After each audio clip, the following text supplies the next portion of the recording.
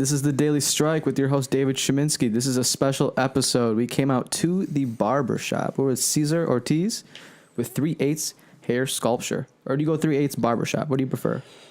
I prefer 3/8 hair sculptor. Hair sculptor. Yeah. I mean, it says barber lounge on the sticker, but as time goes, we grow, you know?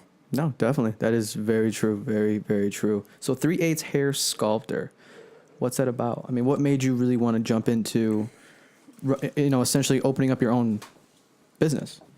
Man, it's just, I was working a regular job, a lot of overtime, a lot of work, and the money was good, but then there came a time we got new management. They cut our overtime, and that was like very infuriating to me. Oh yeah, was it time and a half? Yeah, so automatically cut my overtime, so I was out like 20 grand, and I'm like, okay, this isn't gonna work. So automatically I started thinking of things I could do for our business. So it was between barbering and personal training. Obviously you can't tell, I gained a little weight, but I was like, okay, I'm gonna go to barber school. It takes longer too than personal training. I think personal training was like a 3-month certificate online the research I had done. So I ended up doing that and finished barber school and just jumped into it. Definitely. I mean, I couldn't cut my own hair, and I couldn't imagine cutting out someone else's hair because it takes a lot of patience, I feel.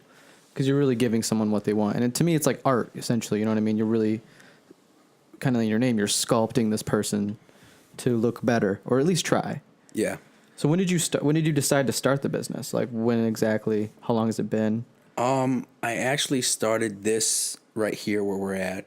I started this up in January of this year.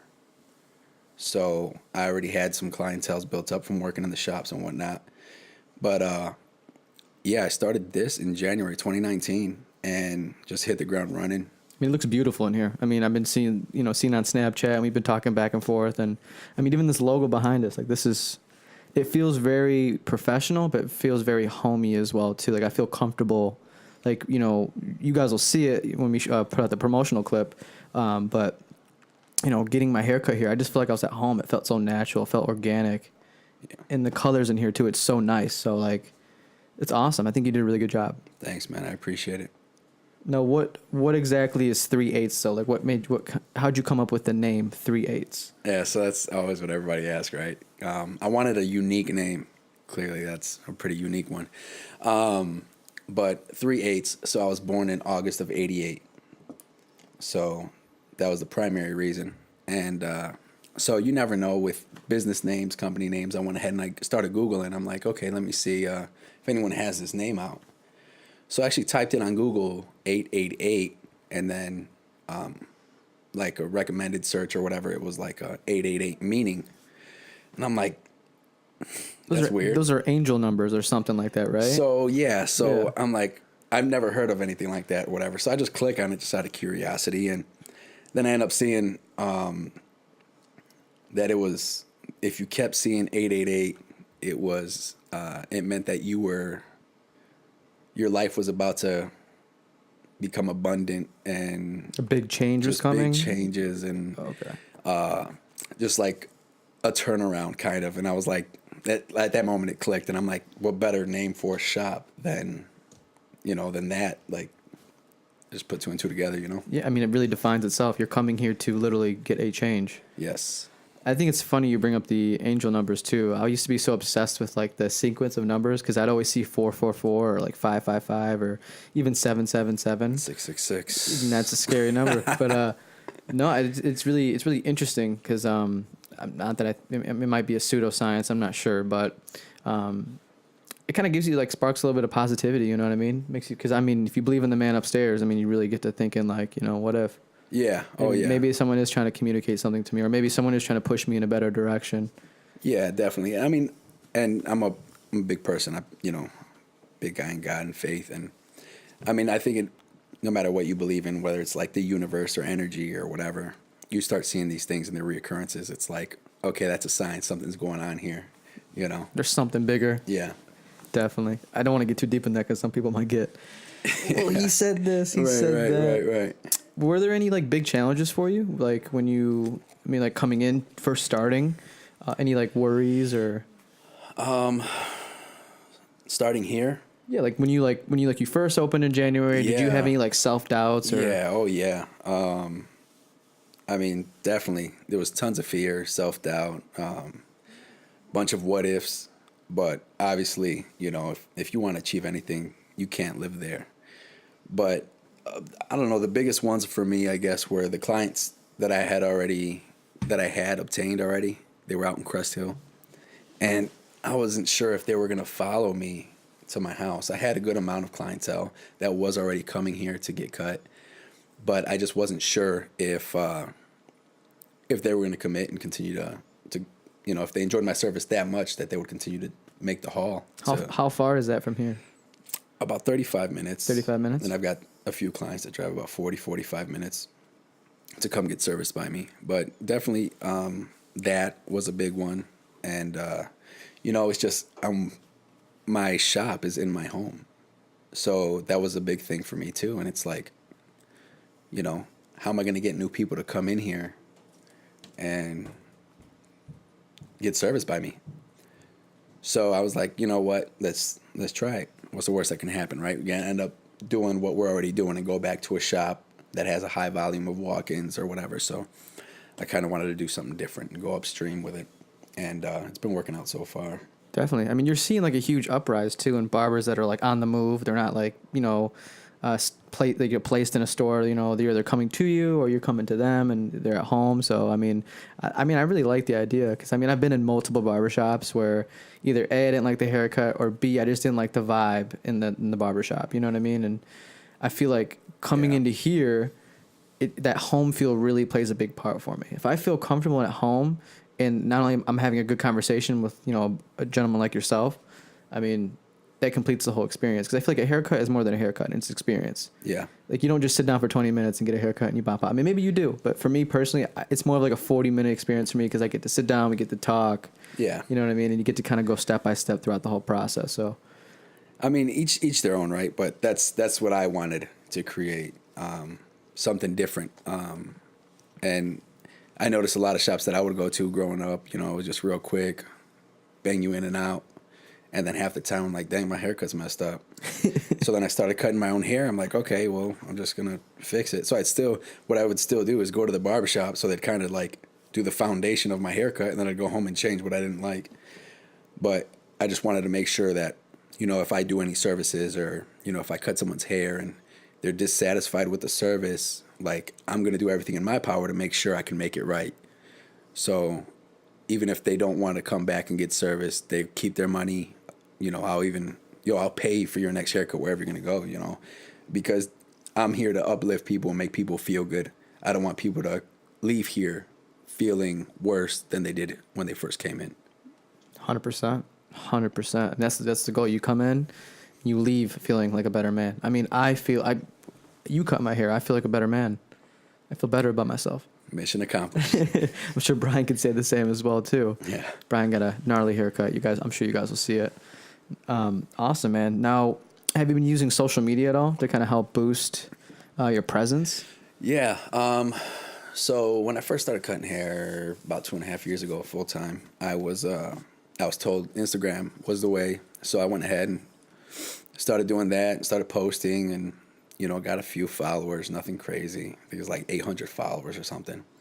And I had created a following on Facebook, but I kind of veered off of it, right? Because I was listening to guys that were already in the industry that were telling me, hey, you know, Instagram, that's where it's at, this and that. And I'm like, okay. So when I started here, I'm like, I'm going to use every outlet that I have. So, which was only Snapchat, Facebook, and Instagram. And I just would constantly post. And then what really started working for me was Facebook. So I started having a lot of people start hitting me up on Facebook.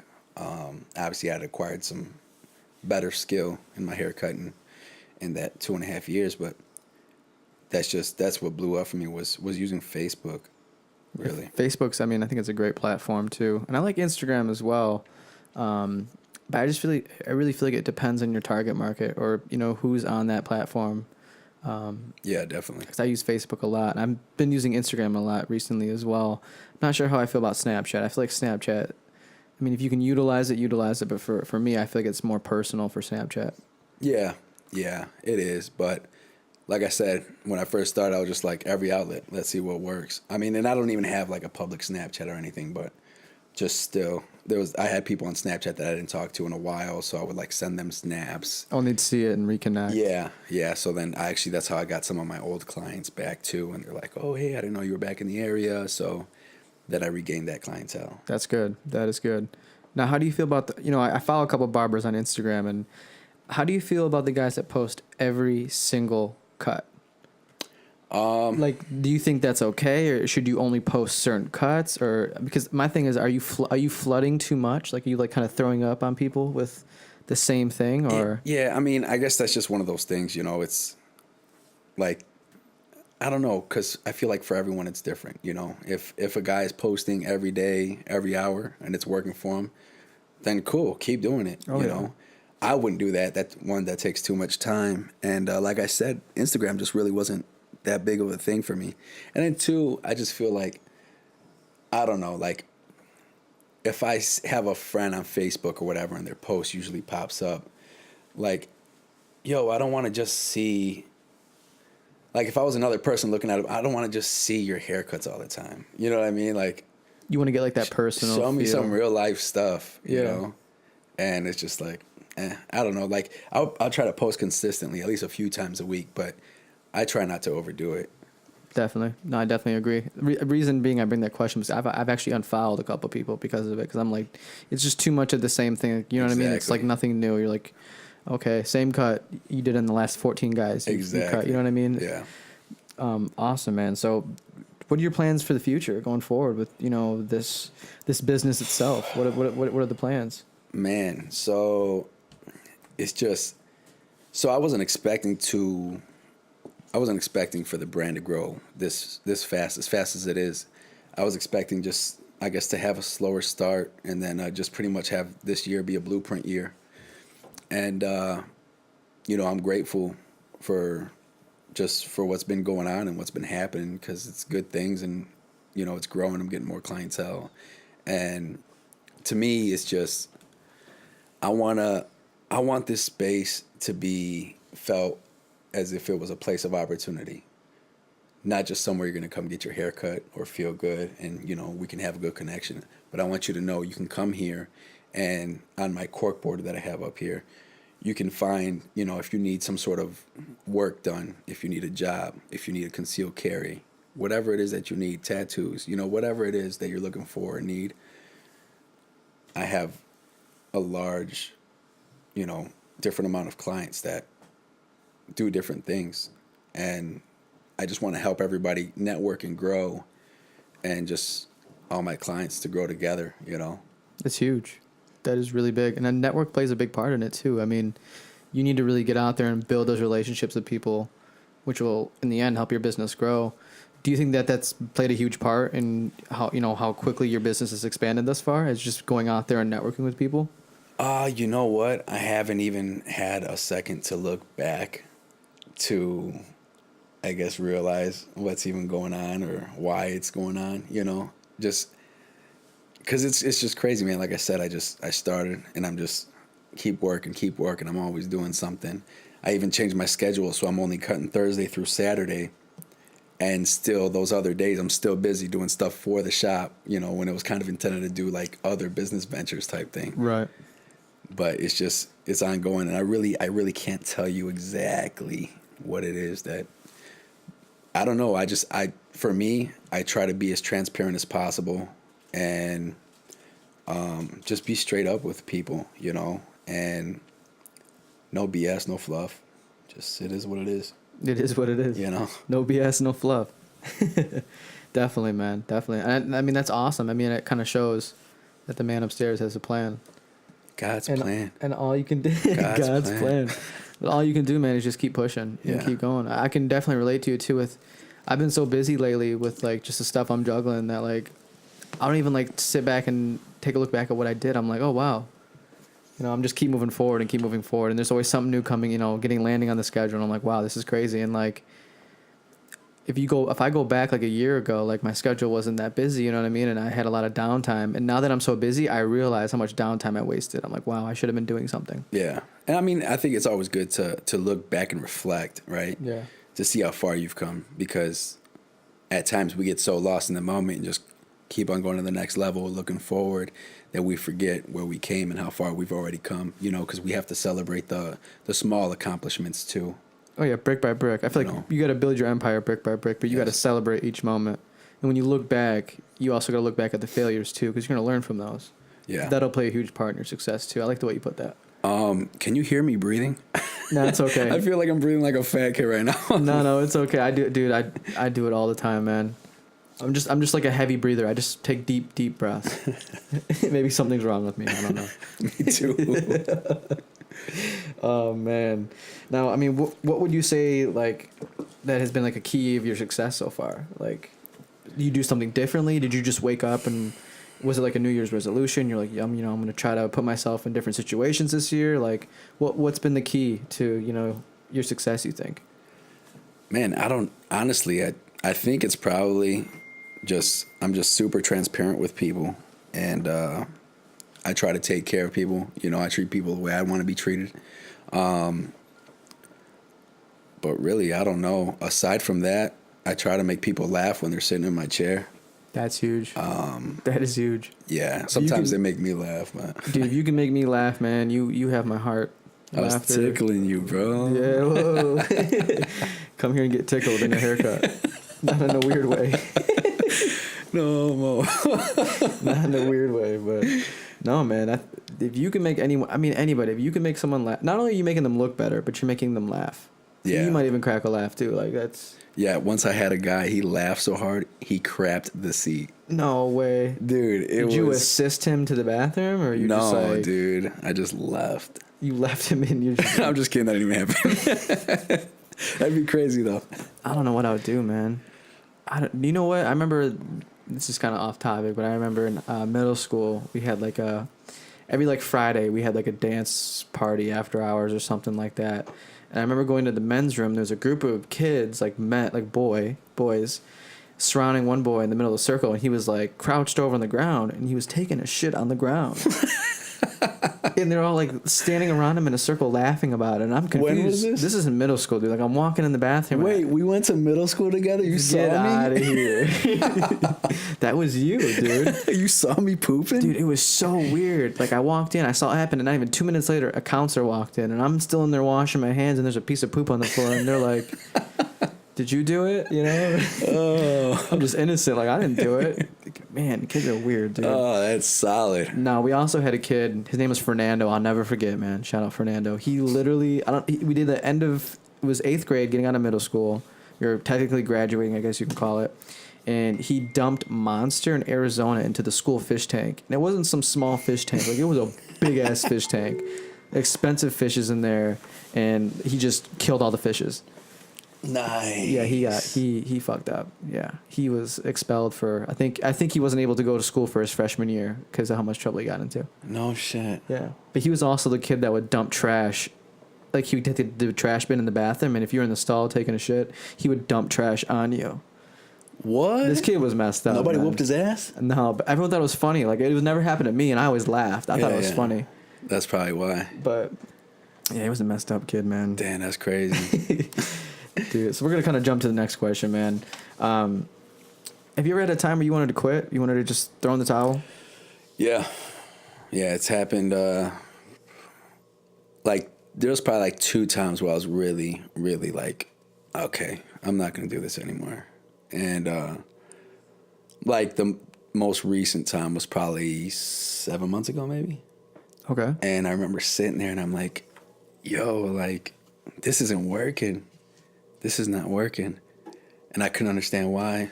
And then it was just like, yo, it's not working. So I literally like came home and I went online and started looking for jobs. And I'm sitting there and I'm reading these jobs, you know, this and this per hour. I'm like, oh, I could do this. I could do this. You know, I've worked before, you know, it's No big deal. I don't mind hard work. There's nothing worse when you're on those job sites and you're like, oh, I can do this. But really inside, you're like, I don't want to fucking do this. Yes, exactly. I've been there so many times. I'm like, I hate my job. I hate what I do. I can do something else. And I'm like looking at things I've never done before. And I'm like, oh, I could do this. Because like, I feel like I got a good work ethic. Like I can do it. And then you're like, nah, Nah, fuck that. fuck this job. So literally, I was sitting there, man, and I'm like, click, and it's like upload resume and this and that, and then like something just clicked. I'm like, pff. Like, man, fuck that. I'm like, hell no, I'm not gonna do this shit. I'm out of here. So I'm like, all right, we just got to figure out what we got to do. You know, back to the drawing board. You got to adjust and adapt, right? Anytime you're going through a hardship, adjust and adapt so that way you can overcome whatever it is you're going through. So sure enough, I'm sitting there and I'm like, okay. I don't even remember what the hell I did, but ended up working because we're here now. Yeah, definitely. Man, I've had so many times where I wanted to quit. I mean, even I'm in college right now. Every day I go into college, I'm like, dude, I don't want to do this. But I know if I keep my head down, I keep working hard, and I focus, it's going to be worth it in the end.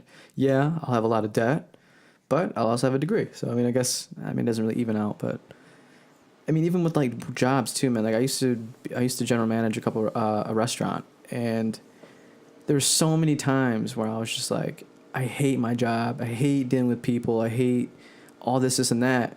But I didn't. So much hate. But I didn't. But see, the thing is, that's the problem. I didn't look at the positives of what I was doing. I was Yeah. like, you know what? All this experience I'm getting, I'm learning people skills.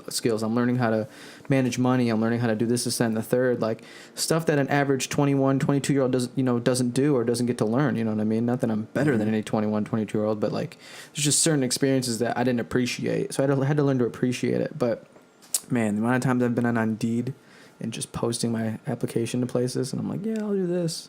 Nah.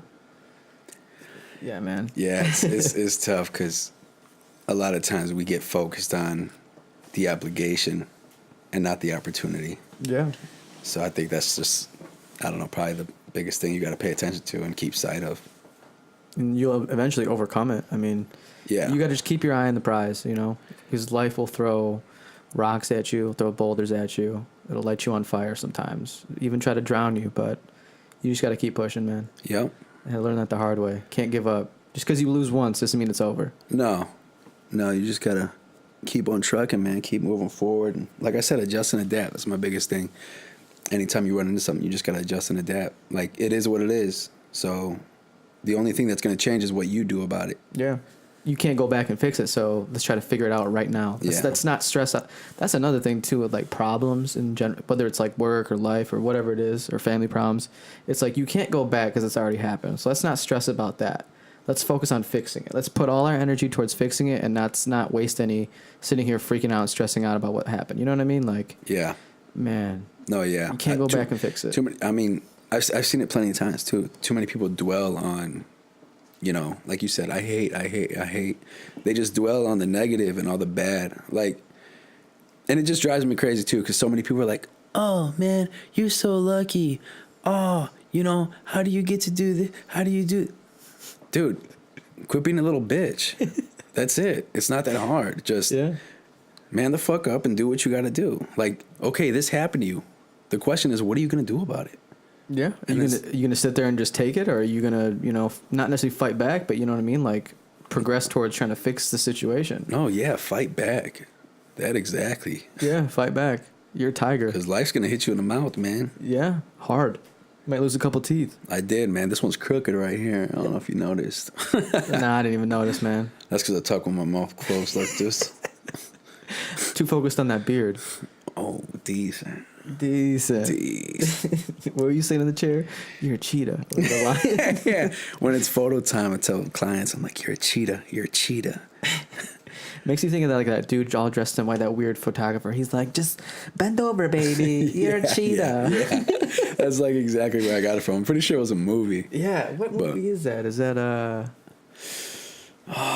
don't know, man. I feel like I've seen too many movies like that, like White Girls, I think, or something like that. You ever seen White Girls with what's his name? That big black dude. I'm married, bro. You never seen White Girls? I'm married. Doesn't matter. No, I'm just joking. Dude. Oh yeah. Yeah, it's a fun. God, what is this actor's name, man?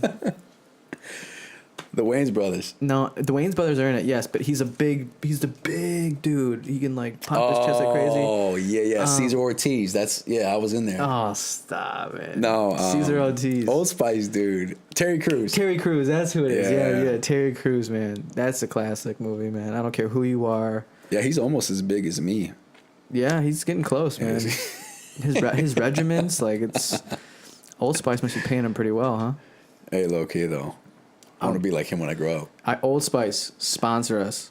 I use your deodorant all the time. 3/8 style. 3/8 style. Now, how do you handle adversity and doubt? I mean, because I know you kind of talked about, there was doubts and there was fears and what ifs, but like, even with your peers sometimes your peers around you, like, they might not show it, but really they're kind of doubting you. Like, oh, that won't work. Like, this and that. Like, how do you handle that? You just tell them, shut the fuck up, or do you just keep pushing? Or no, like, if they're like down me and shit, I'm like, fuck you. Watch this. Prove them wrong. Pretty much. Do you so like for me, it's for all my haters. sound like Just kidding. DJ Khaled? I just feel like I look like one of those guys that'll be like, thanks to all my haters. You know what I mean? Like, I don't care. Like, I don't even know if that's a real thing. Like, I don't know if anybody hates me. If they do, that sucks for them. But anyways, so I don't know, man. I visualize and like literally see myself achieving whatever it is that I need to accomplish to overcome whatever adversity it is. And like I said, at the end of the day, it's just, okay, this happened, or I don't have the funds for this, or this broke down, so I have to adjust and adapt. What are you going to do about it? And it's sometimes, there's been times, obviously, like time I was looking for a job or whatever. I'm like, okay, I'm just going to quit. Oh, fucking poor me, but fuck that. I just kept going, man. Like I said, I visualized and focused and did what I had to do, marketed more, ran some specials, whatever it is, until you get to where you need to be. Yeah. You got to, what would you put it as, adjust and adapt? Yeah. That's 100% what it is. I mean, because you can sit there and stomp and moan all you want, but no one really fucking cares, to be honest with you. Nobody gives a fuck about your excuses. That's the truth. That is 100% the truth, man. Nobody does. Like, people want to know what you're doing good, what has happened for you that's good. Nobody gives a shit about the bad. Why you couldn't achieve these things. Oh, I was gonna open the shop in my house, but I don't have a house. Like just dumbass shit, dude. Come on. I was gonna open a shop in my house, but I don't have a house. You know what I mean? Like, okay, dumbass, get a house first. Step one. Yeah, what the fuck? It's just, no, but seriously, it's just such stupid shit, and everybody's like, oh, poor me. It's just that whole poor me, fucking second place trophy shit. You know what it is, though, too? And it's funny. I actually literally had this conversation with my philosophy teacher today. And with the rise of social media from 2007 until now, people are so caught up in social media and like these fake images people are portraying. They're trying to reach, I'm not going to say they're unrealistic goals, but like, you know what I mean? There's just certain things that aren't always obtainable, and people kind of, you adjusting the mic. I'm sorry, I had to move, man. Fuck that spot. So it's all good. No, yeah, so exactly what you were saying. It's, social media has taught people to compare their lives rather than appreciate them. 100%. And for me, a lot of times I'll see something and I'm like, damn, that's sick. I want that. I want to do that. But a lot of times people are like, and I feel like it just goes back to that whole poor me thing. They'll go and they're like, oh shit, why does so-and-so have this? Like, why can't I? Why does so-and-so, I want to go on the plane and do the thing, and I want to do that. Then go fucking do it. I can't. I don't have money. Then go get a job to get money to go do that. It's just so much shit, dude. Yeah. So much shit. Yeah. And that's actually like statistically, that's why a lot of people in our, if you don't mind, how old are you? Don't mind me asking.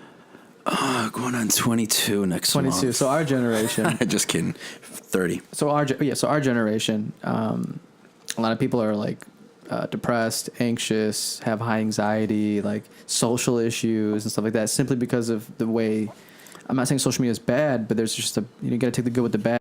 But yeah, man, like social media, I'm not saying it's bad because of course, there's bad and good things about it, but I think it's all about how we consume it and kind of how we like execute it. You know what I mean? Because like you can go on social media and, leave people with, good content, stuff that leaves them with value, or you can go on social media and just post about, fucking horses or something like that. Like no one really cares.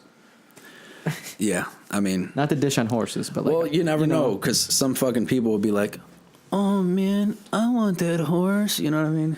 It's just, No, people find anything to fucking complain about, bro. That's all I'm saying. Instead of finding solutions, they just complain. dwell in their sorrows. So the goal here is to stop complaining, focus on what you can work towards a goal, work towards a dream, a vision, Yes. and don't care what the haters have to say. Like, yeah. Fuck you, haters. You don't know nothing about me, man. No, hold on though. I had a thought. It's gone now. It's out the door. It's all good. No worries, man. Fuck. Now, is there any mistakes you wish you could have avoided to this point? I'm not gonna say regret, but just avoided. Like,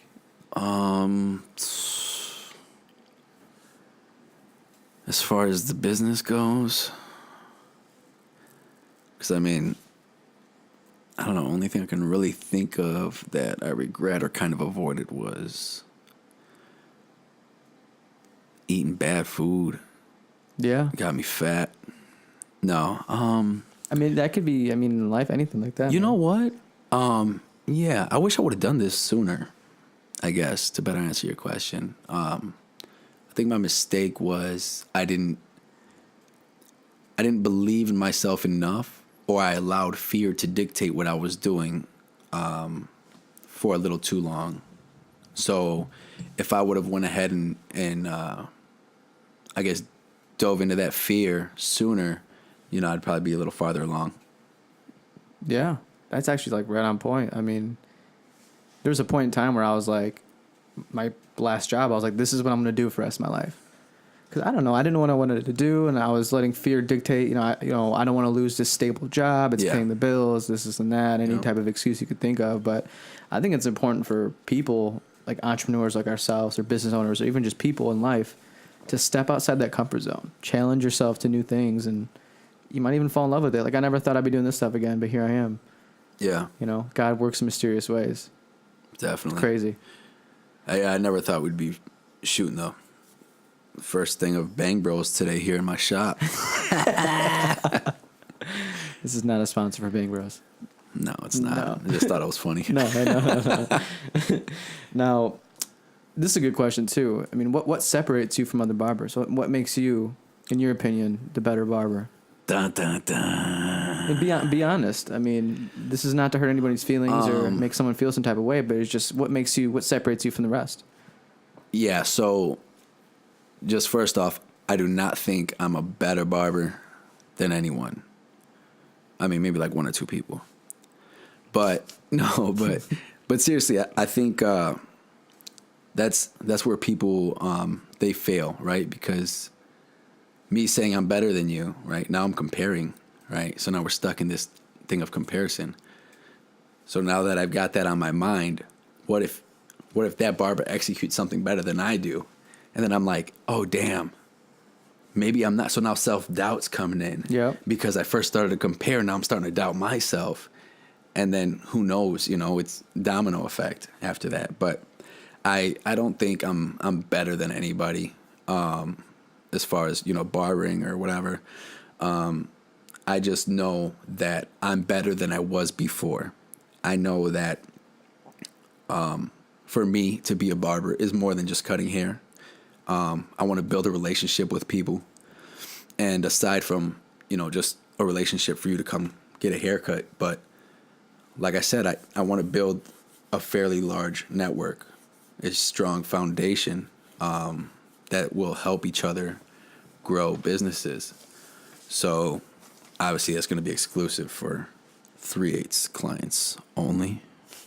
Just thought I'd throw that in there. If you were wondering. But man, I'm serious. Like, the vision's locked in. We're going places, and like literally, I can literally feel it. Like, I know it, I see it, and I can literally feel it. It's just a matter of time, you know. Yeah. Do you believe in the law of attraction? I am the law of attraction. Yeah, no, I do. I believe thoughts become things. I believe that, you know, if you're a negative person and you think negatively all the time, if you're always in pain, if you're always tired or whatever it may be, you're always going to feel that way. If you try to look for the best in things, you know, just my biggest thing is people don't understand the power that their mind has, you know. If you literally focus and think on better things all the time, better things will start to happen. Just like if you start thinking bad things all the time, you know, negative things all the time, bad things start to happen. But it's like you start thinking better, acting better, doing better things, you start getting luckier, you know. People, oh, you're so lucky. No, I just don't sit there and dwell and cry on all this little pity stuff. And I mean, anybody can do it, you know. And I'm sure there's people sitting at home or whatever, and they're like, "Oh, that guy's a dumbass. He works at home in his basement." But I make a pretty good living, and like I said, it's about the vision that I'm creating. So I'm not worried about what anybody has to think about it. Definitely. I mean, even if someone was talking shit or whatever at home, like, dude, you took a dream and you made it a reality. Not many people can say that. Yeah. Not many people. People might get almost there, but it comes to that, like what we were talking about earlier, like you're at the doorstep, right? Mm-hmm. You're either going to stand outside and keep knocking or you're going to break that bitch down. Yeah. You broke that bitch down is what you did. Yeah. Yeah, exactly. And I mean, and it's funny too, because I don't even really feel like I broke it and like I made it, you know? Like, I feel like there's still so much, I still have so much further to go. There's another door. Yeah, like fuck, there's another one. I gotta step back and knock this one down or whatever. You know what I mean? And it's just you keep leveling up. And there was a motivational thing I was listening to, and it was by Tyrese, the singer, and from Fast and Furious, right? Yeah. And he said this line that he had in the motivational thing. He said, "Every level, there's another devil," and I'm like, yeah, no shit, because. It's just crazy because, you know, as you level up in business or whatever it is, you start having new problems. And it's like, damn, this sucks. But at least it's not the same shit I was worried about, you know, a year ago or whatever it was. Oh, yeah. I mean, problems are going to keep coming. I mean, you just got to solve them and then learn from it so that it doesn't happen again. Yes. So I think you hit it pretty well on point about the law of attraction. I agree with you. I believe in it 100%, everything you said. And I think the biggest part behind it is that you just can't think it and it's going to happen. Like, you got to execute on that thought. Shit, if that was the point, I'd be sitting here and be like, I want $1 million, I want $1 million, I want $1 million. That shit ain't going to happen. I got to go work for that. Yeah. I could really go for like a cheeseburger right now. Yeah. Fucking cheeseburger falls out of the sky. Dude, what the fuck? Avocado spread, bacon. Man, I'm starving, man. It sounds so good. Me too. I should get snacks for down here, right? Oh, Fuck man. That's a new idea, man. Snacks and an Xbox. Nobody ever fucking leave. Never, I'm going to charge people per day to come hang out. It's a spot, dude. Like, if people go to like a daily spa for 8 hours, you come here for 8 hours. Oh, shit. The ultimate man cave. Literally. I'm going to jump into some different questions, though. Little kind of outside of business. If you could choose just one thing to change about the world right now, what would it be? It could be anything. Shit. The president. No, I'm just kidding. I don't give a fuck. I don't know, man. I don't know. There's just so many things, you know, that could be changed to be better. Maybe if I could change one thing about the world is that people would just try to help each other just a little more. You know, because there are people that do need help. You know, I understand there are people that do take advantage and whatnot, because I've seen those people. But just help people that need help, you know. And a lot of times it doesn't even cost you that much, or it's just a little bit of time or whatever it is to lend a hand to somebody. And, you know, it goes a long way. I definitely agree. Small actions matter, man. The little things. Like, it could be holding the door for somebody. It could be anything. I mean, saying thank you. Yeah. You know how many times I said bless you to people? They don't say thank you. How mad I get. So disrespectful. I have a Spanish class. I'll say it. I always fuck up. I always say bless you instead of what is it? Achoo? No. To say bless you. Salute. Or, and they just don't say anything to me. I'm like, really? where the hell's my thank you at? They're like, we're in Spanish, is stupid. Gracias. Yeah, man, I'm terrible, dude. I'm terrible. But that's the worst, man. Like, you hold the door for somebody and they look at you and don't say thank you, you just keep walking. Like, I want to walk you back to that door and unopen that door for you, make you open it yourself. Fucker. What the hell? Makes me so mad, dude. Takes 2 seconds to say thank you. Oh shit. Man. Anyways, what would you say is the most memorable lesson that you learned from like a role model, your parents, growing up? Something I learned from my parents. Even like a role model, anybody, man. Shit. I mean, as far as what? I mean, life. I mean, I'll start it off for you, right? I was raised by a single parent. My mom had me when she was 16 years old. And she also had my two sisters, half sisters, like 5-6 years later. And, their dad disappeared and she was hustling. She was bartending all day, all night. So I would stay home with my sisters from 11 till I was like 18, 19. And I'd babysit, help them with their homework and all that stuff, you know what I mean? And I learned a lot at a young age. I grew up at a young age. I mean, I learned how to do laundry, cook, clean, like you name it, dude. And like the one thing I really took from that, as much as I hated it because I missed out, I missed out on a lot of stuff growing up. Like I didn't get to like be the average 18-year-old that like went out. You know what I mean? I did a lot of dumb stuff in my spare time, but a lot of my time was taken up from taking care of my sisters. But the one lesson I learned from that is that those other things aren't too important. You know, my mom used to always stress like, listen, like your friends might go do this, and that, and third, but you need to like look outside the box and, think about what's more important, your family or your friends. And shit, friends all day. that's how I used to think, man. But no, family definitely matters. And it also taught me to be like a hustler. I used to watch my mom hustle, man. She would hustle every goddamn day to make sure we had a hot plate. She made Christmas happen. She made Thanksgiving happen. She made Easter happen. Even there was times where I didn't think we were going to have Thanksgiving or Christmas. You know what I mean? And she made it happen. That's dope. Like, that rubbed off on me, and like it humbled me so much, and like I respect her so much for that. Because I mean, I've had other friends that have come from single household, single mom households or single dad households, and they're living completely different than I was, So like one thing I can take from her is just the hustle aspect, man. Okay, so you know what? My grandmother, she was always very giving. So that's how I try to be, super giving. Whenever, I'd have friends over or whatever, I'd always, hey, you hungry? You want something to eat or whatever? Because that's what she taught me. And then another thing was to never be stingy with food. Don't, always offer and just give more to others. And, it's just one of those things, too, as you get older, you think about it. It's like, damn, that's so crazy. Like, even if I was to be stingy, right? If I was stingy with food, it's like, damn, that's so bogus. Because, like, I could literally go to the store and buy more of whatever it was or order more pizza or whatever it is to be like, oh, hey, don't eat that or something like that, because I've seen some people like that, too. But I don't know. I think I'm probably most grateful for being more giving. And that's to my grandma. That's huge. That is huge. And I feel that too, man. I'm stingy with food sometimes, man. If I'm eating my food, you're trying to touch my plate, I'll bite your hand off. Okay, hold on. So here we go, right? I'm super giving, right? Whatever.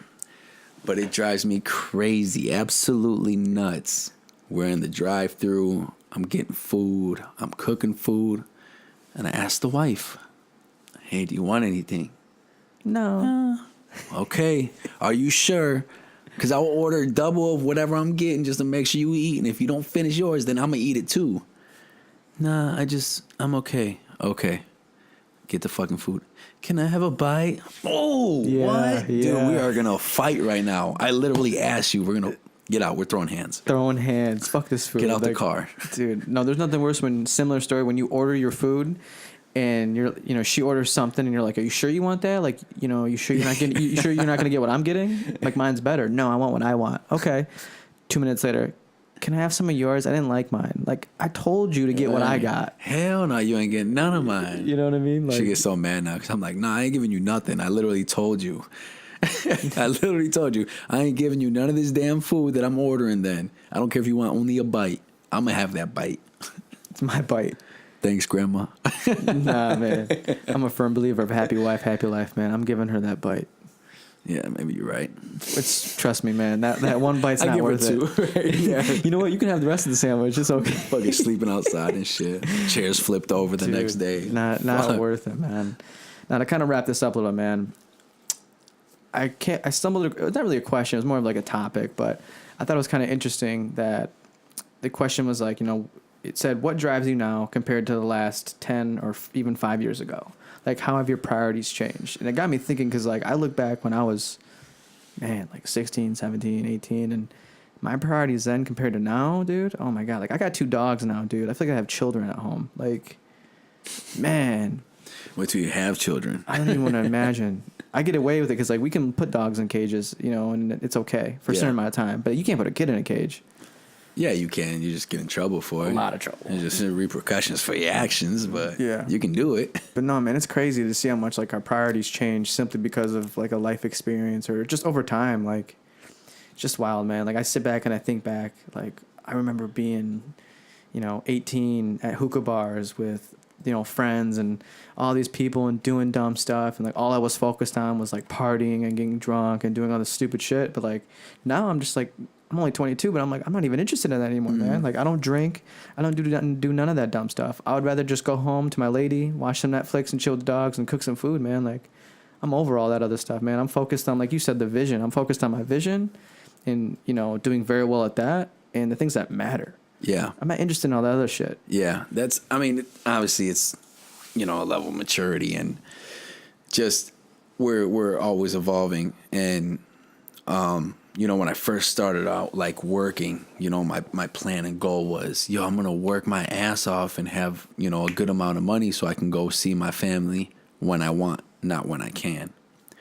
And, as you said, as time goes, the goals shift and change. I got a kid now, Joseph. He's just turned 2 in January and got another one on the way. So things are always changing. And, as I developed this and grew this, 3/8, it's not just about me. I mean, it never was just about me, but now it's like, damn, there's a lot more people that are counting on me now.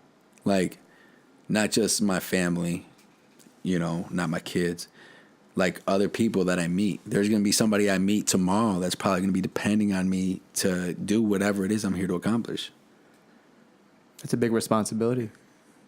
With great power comes great responsibility. Wasn't that Spider-Man? Yeah, I think it was his grandpa or uncle that said that or something? I think it was a grandpa. The first one? Yeah, something like that. Did you like Spider-Man? Yeah. You watched the ones with Tobey Maguire, the first 3? Yeah. Dude, I stopped watching Spider-Man after that. Like, the first 3 were great with Tobey Maguire, great ones. But the third one with Venom, right? I don't even remember. At the end of it, he kills Venom, and at the end of it, there's a little bit of Venom, that like slime left, and then it cuts. And there's supposed to be another one, and they didn't make another one. Weak. You know what? Now that you say that, you kind of look like a Peter Parker. Yeah? You should call Marvel. Tell them I can be the new Spider-Man. Do it, dude. Yeah. Fucking. I'm not tall though, man. That's the thing. I'm like short, average height. Well, dude, that's what they got the cameras for. Make me look bigger. Yeah, Exactly. They do that with a lot of superstars. Kevin Hart looks tall on TV. Yeah, definitely. I think it's just because they're so close to him every time they record him. Yeah. You think he pays him to do that? Get closer. I don't know. Shit, maybe. All right, man. So to wrap this up, final question. Is there, not even a question, is there anything you want to leave with the viewers? Any value, any advice to anyone listening, any entrepreneurs, any business owners, someone that's young looking to be a barber that wants to start, a business, like any advice? I'd say the biggest thing, man, is you have to do the things you're most afraid of. If it's starting your own business or whatever it is, you have to do it. You have to go through it because that's the only way you're going to learn and grow. I mean, yeah, you got all the what ifs of, oh, it's going to fail. It could fail. But what if it grows? What if it blows up? You'll never know unless you go and live in that fear for a minute. You got to fucking try. That's the biggest thing. Yeah. I saw a clip on that on, I think it was Facebook or Instagram. This guy was like, oh no, it was ASAP Rocky. I'm sorry. He was like, he's like, people that like hate on people that are trying to do stuff, like, are fucking weirdos. Like, Yeah. why? Like, That's why so are you gonna crazy hate to on me. someone that's trying to do something Those people inspire me to keep like, going? Like people that are like doing shit out of the box, or they're trying to do this and that. Like those are the people I'm like, damn, you just gave me that extra boost that I needed. Now I'm gonna go and do my shit. Seriously. You know what I mean? Like, there's no reason why people should just keep trying new things. Like, Yeah. don't stop. If someone's hating on you because you're trying something new, fuck them. Push them to the curb. Keep going, because Exactly, and those are the people you don't want to be around. Obviously, no, you'll learn. You'll weed out. Eventually, those people will weed out. Yeah. You know what I mean? Because those people that are hating on you and they're negative, they're feeding off you. Like, they want to see you, negative, because they're going to feed off that. Because either they're insecure about themselves or they're miserable about their situation, which both are unfortunate. But you got to learn to just brush those people off and keep going. Yeah, and I mean that's something too. They have to do their own growing on their own. Yeah. You know, Someone's not gonna water your plant for you. You know what I mean? You gotta figure it out yourself. exactly. Awesome, man. Well, Caesar, I want to thank you so much, man, for letting us come here to your shop and do a shoot, get to interview you. You even cut us up, gave us some awesome haircuts, man. We definitely appreciate your time, man, and we hope to have you on here again. Yeah, definitely, man. Glad you guys came by. Thanks. No problem at all, Caesar, man. Check out his shop, guys. Name of your shop one more time: 3/8. So look it up on Facebook, 3/8 Hair Sculptor. 3/8 Hair Sculptor. We'll put a link in the bio for you guys to click on. Contact him. Come here, get your haircut, man. Have a cup of coffee, have a good conversation, and leave looking better. And don't forget, look like a cheetah. That's the Daily Strike with your host, David Chiminski. You guys have a good night.